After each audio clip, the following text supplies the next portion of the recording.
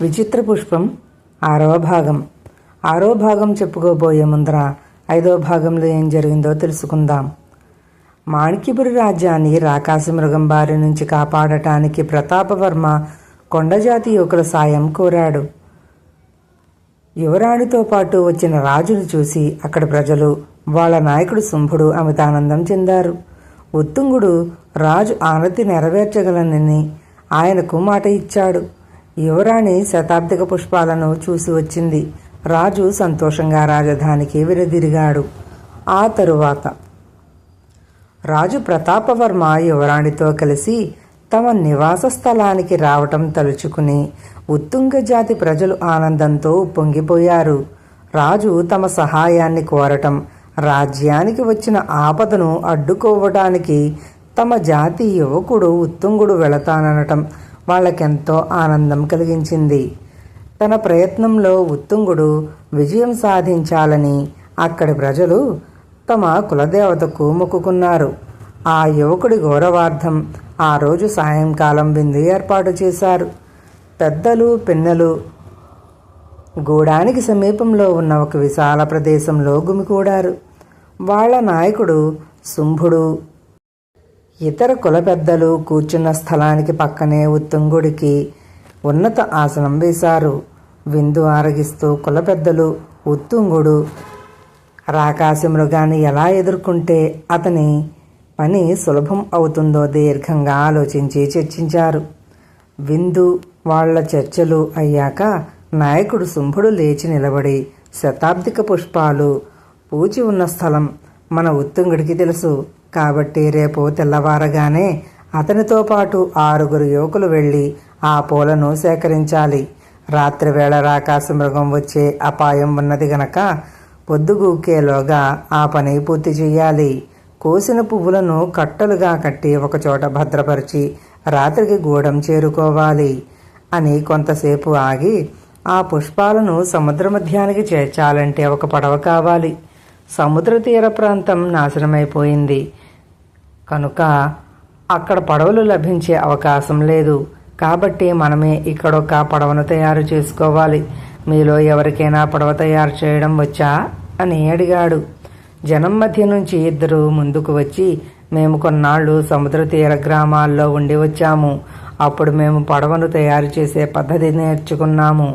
మేము పడవను తయారు చేయగలం అన్నారు. ఎన్ని రోజుల్లో సిద్ధం చేయగలరు అని అడిగాడు నాయకుడు. 2 రోజుల్లో సిద్ధం చేయగలం అన్నారు వాళ్ళు. చాలా సంతోషం అని నాయకుడు జనం కేసి చూస్తూ, మరి రేపు పొద్దున ఉత్తుంగుడితో పాటు పువ్వులు సేకరించడానికి ఎవరు వెళతారు అని అడిగాడు. వెంటనే నేనంటే నేను అంటూ యువకులందరూ చేతులెత్తారు. మీ ఉత్సాహానికి సంతోషం. అయినా ఇంతమంది అవసరం లేదు, 6 వస్తే చాలు అంటూ ఉత్తుంగుడు అక్కడి వారిలో 6 ఏరి పక్కకు పిలిచాడు. ఆ తర్వాత ఉత్తుంగుడు నాయకుడితో సహా అక్కడి చేరిన పెద్దలకు చేతులెత్తి నమస్కరించి వారి ఆశీస్సులు పొందాడు. నాయకుడు శుంభుడు ఆప్యాయంగా ఉత్తుంగుడి భుజాన్ని తట్టాడు. ఉత్తుంగుడు నవ్వుతూ చెల్లెలు రజనిని తీసుకుని తమ గుడిసెకు చేరుకున్నాడు.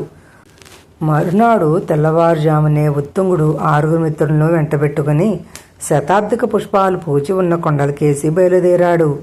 బారెడు పొద్దెక్కేసరికి వాళ్ళు ఆ చెట్లున్న కొండలను చేరి పూలున్న చెట్లను గొడ్డళ్లతో మొదలంటా నరికి పడగొట్టారు. కింద పడిన ఒక్కొక్క చెట్టు చిటారు కొమ్మలలోని పువ్వులను కోసి కట్టలు కట్టలుగా కట్టసాగారు. సాయంకాలానికి కట్టారు.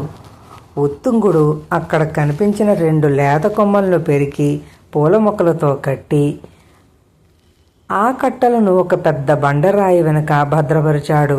సూర్యుడు అస్తమిస్తూ ఉండగా 7 మిత్రులు సంతోషంగా గూడానికి వెనుదిరిగారు. వాళ్ళు గూడాన్ని సమీపిస్తుండగా నాయకుడు ఎదురుపడి, మీరు వెళ్ళిన పని పూర్తయింది కదా అని అడిగాడు. అయ్యింది అన్నాడు ఉత్తుంగుడు నవ్వుతూ. రేపు సాయంకాలానికి పడవ సిద్ధమవుతుంది. ఎల్లుండి తెల్లవారుజామున మనం సముద్ర తీరానికి బయలుదేరవచ్చు అన్నాడు నాయకుడు పక్కన ఉన్న పడవను వాళ్లకు చూపుతూ. ఆ తరువాత ఆయన ఉత్తుంగుడితో, మీరు బాగా అలసిపోయి వచ్చారు, వెళ్ళి నిద్రపోండి. నేను ఈ రాత్రికి వేరే కొందరిని గూడానికి కాపలా ఉంచుతాను అన్నాడు. ఉత్తుంగుడు సరేనని మిత్రులతో కలిసి వెళ్ళిపోయాడు. అర్ధరాత్రి వరకు నాయకుడు కూడా కాపలా కాస్తున్న వాళ్లతో కలిసి తిరిగాడు. ఆ తరువాత మిగతా వాళ్ళు మరీ చెప్పడంతో ఆయన ఇంటికి వెళ్ళి పడుకున్నాడు. తెల్లవారుగానే కాపలా ఉన్నవాళ్లు వచ్చి నాయకుడితో, రాత్రి ఇటువైపు రాకాశమృగం రాలేదు, కానీ ఎక్కడో చెట్లు కూలటం, బండరాళ్లు దొల్లటం వంటి విచిత్ర ధ్వనులు దూరం నుంచి వినిపించాయి.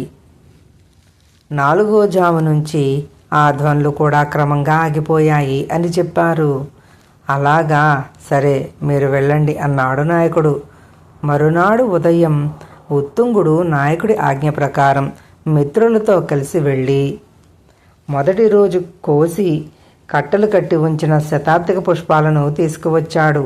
వాళ్ళు వచ్చేసరికి పడవ దగ్గర వాళ్ళ నాయకుడు, ఉత్తుంగుడి చెల్లెలు రజని ఉన్నారు. పడవ సిద్ధంగా ఉన్నది.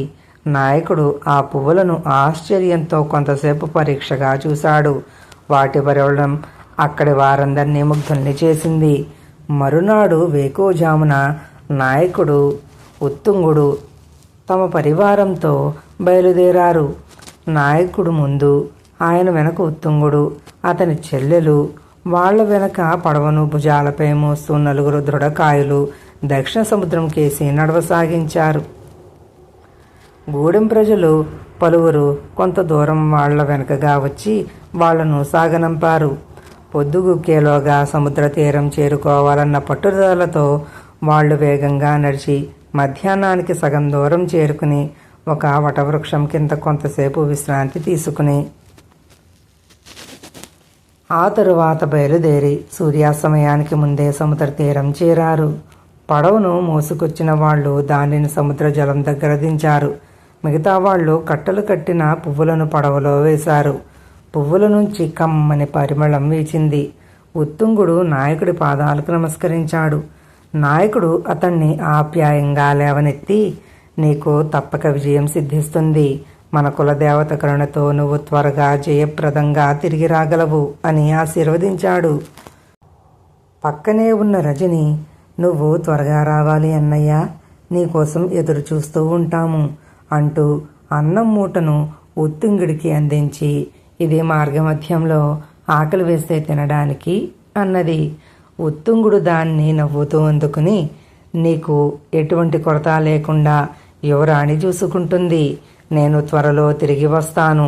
ఆ మాట యువరాణితో చెప్పు అని మిత్రులకేసి ఒకసారి నవ్వుతూ చూసి పడవలోకి ఎక్కి తెడ్డును అందుకున్నాడు. మిత్రులు పడవను నీళ్లలోకి నెట్టారు. పడవ అలల మీద కిందికి పైకి లేస్తూ ముందుకు సాగింది. గట్టున ఉన్న వాళ్ళందరూ నవ్వుతూ చేతులెత్తి ఉత్తుంగుడికి వీడ్కోలు పలికారు. పడవ మరింత వేగంగా ముందుకు దూసుకుపోయింది. పడవ కనుమరుగయ్యేంతవరకు అక్కడే నిలబడి దానికేసి చూస్తూ ఉండి నాయకుడు వెనుతిరగగానే మిగతా వాళ్ళు కూడా ఆయన్ను అనుసరించారు. నాయకుడు రజనీ భుజాన్ని ఓదార్పుగా తాకాడు. అందరూ మౌనంగా రాజధాని నగరం కేసి నడవసాగారు. దారిలో వాళ్లకు నేలమట్టమైపోయిన చెట్లు, నాశనమైపోయిన ప్రదేశాలు కనిపించాయి.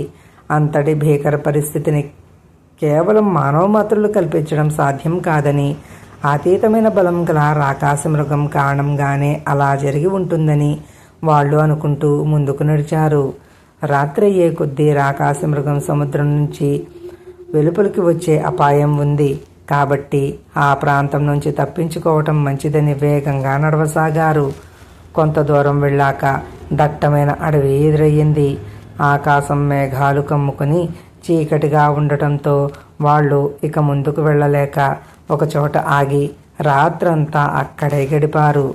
తూర్పు దిక్కున వెలుతురు కనిపించగానే వాళ్ళు బయలుదేరి మధ్యాహ్నానికి రాజధాని నగరం చేరారు.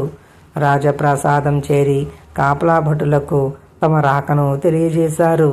రాజప్రాసాదం లోపల సేనాధిపతి గంభీరవర్మతో చర్చ జరుపుతున్న రాజు ప్రతాపవర్మ వాళ్ళు వచ్చిన వార్త వినగానే సేనాధిపతితో సహా ఎదురువచ్చి సాదరంగా ఆహ్వానించాడు. మాణిక్యపురిని ఆపద నుంచి రక్షించడానికి మీరందరూ చూపుతున్న శ్రద్ధ మరువరానిది.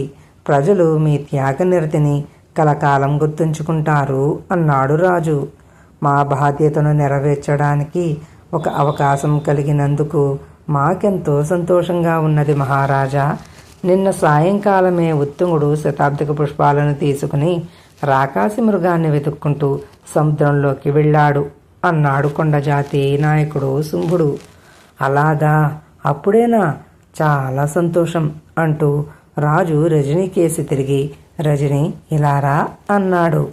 అంతలో రజనీ రాక తెలిసి అక్కడికి వచ్చిన యువరాణి ప్రియంవద నవ్వుతూ రజనీ దగ్గరికి వెళ్ళి, ఈ క్షణం నుంచి మనమిద్దరం స్నేహితులం అంటూ ఆమె భుజం మీద చేయి వేసి ఆమెను తన అంతఃపుర భవనం కేసి నడిపించింది.